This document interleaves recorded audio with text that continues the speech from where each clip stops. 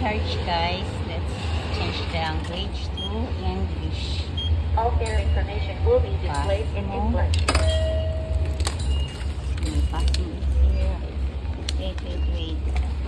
Select the renew. I renew my passmo. Here.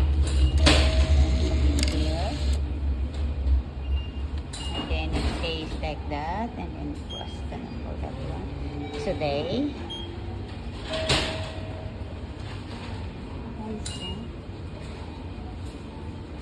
Back.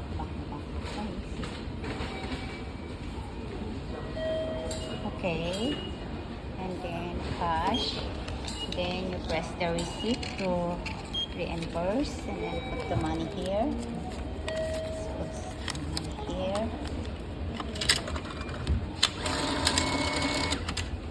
It's like that. Oh no, ayaw niya. Wait for a moment. Nakopi kasi yung pera. Moment, please.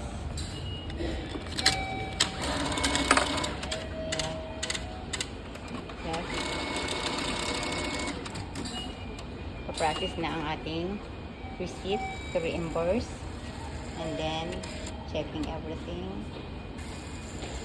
Nalabas ulit dito yung passmo, charge, and then the change.